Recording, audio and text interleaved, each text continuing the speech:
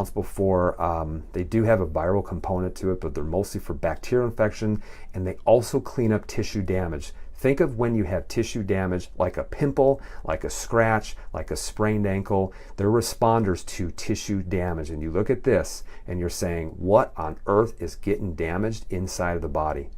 Then when you look at his lymphocytes, so his lymphocytes are things like his CD4 cells, CD8 cells, natural killer cells, his B lymphocytes that are producing antibodies, the very reason why they wanted to do it in the first place, to produce an antibody production.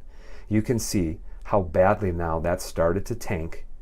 And then what's interesting too is that you can see that his natural killer cells have absolutely tanked as well. Natural killer cells, guys, this is part of your innate immune system, okay? This is your innate immune system, and natural killer cells are your first responders to things like viruses, virally infected cells, and yes, even cancer cells. And wow, holy cow, you can see how that is tanked. Now, what I'm not showing you is all his other numbers, but every single one of his lymphocytes are on the very lowest end of normal, and comparing it to the last one, they have absolutely tanked. So what is tanked?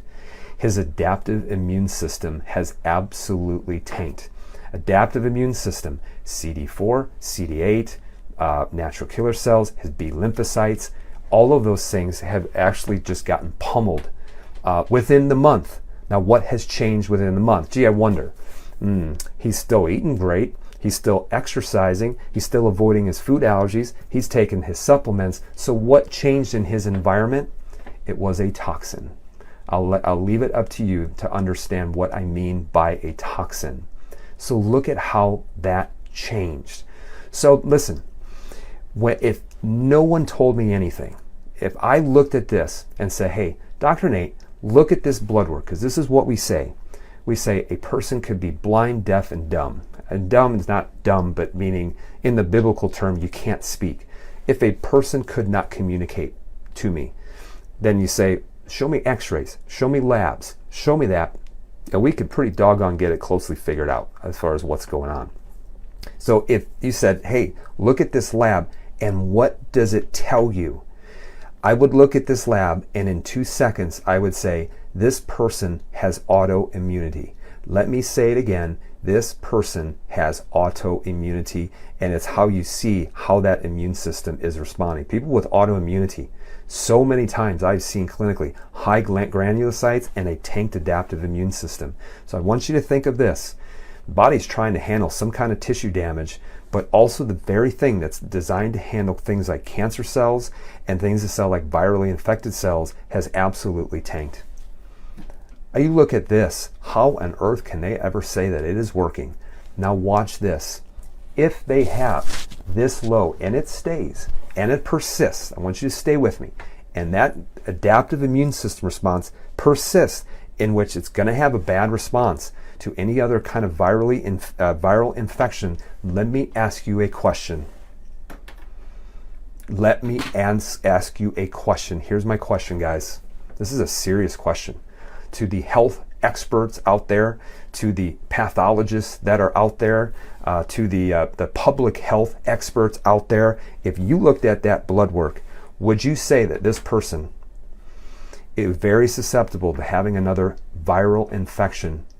And maybe you just might call it a breakthrough infection. You guys see that? A breakthrough infection. Guys, please share this video. This might get taken down. A breakthrough infection, like the kind that we're seeing right now, or maybe what we're seeing in Israel. A breakthrough infection. So let me ask you a question. I'm just not making a statement. I'm just saying, I'm asking a question. Could it be that after this, maybe this is happening in a lot of people and leaving them wide open to have breakthrough infections after that? That's interesting, isn't it? So this is testing. This is testing. And the reason why is because I want to know. I want to know what it is doing to people.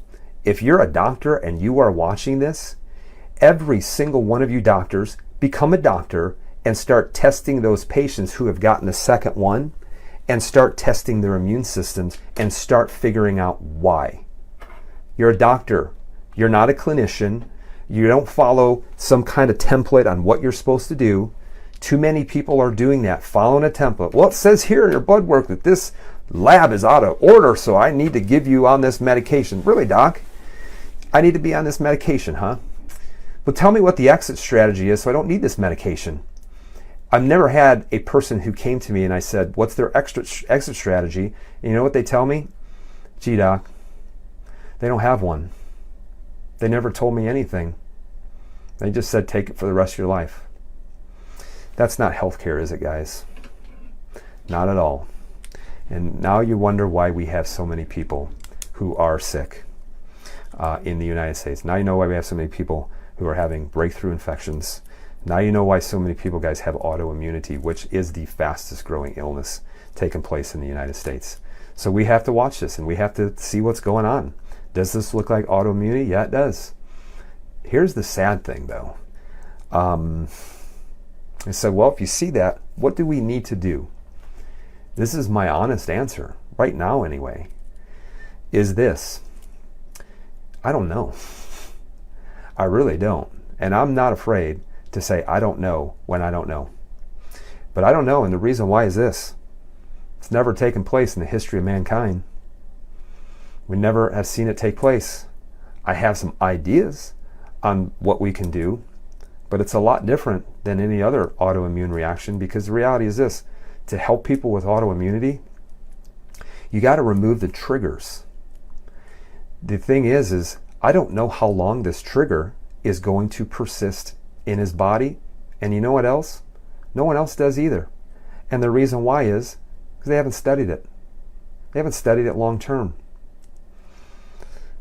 And guys, I will say this. I'm not trying to spike the football. I hope I'm wrong. I really do. I hope I'm wrong.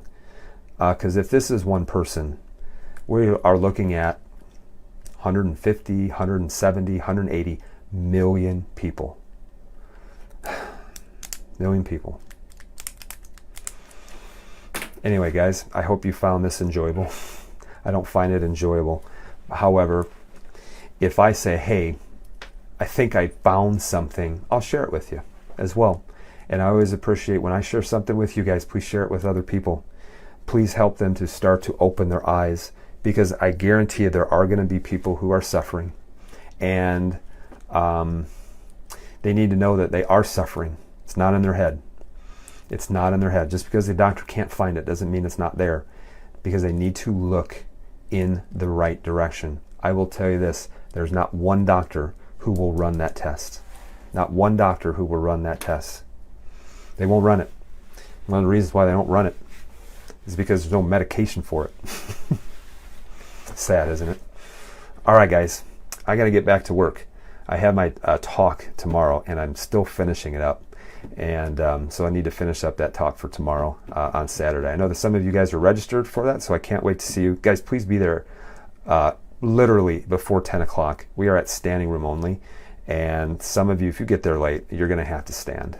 But we need to get started at 10 o'clock so that we can finish up a little bit before noon. So guys, be there. I apologize, I'm a little bit low energy. I've been at it since about 6 o'clock this morning, and I'm just starting to finish up. So, all right, guys, appreciate all of you. I appreciate you guys always when you watch. Thank you very much again, and I always appreciate when you share and things like that. So guys, be well. I'll jump on sometime soon and give you an update if we need to. All right.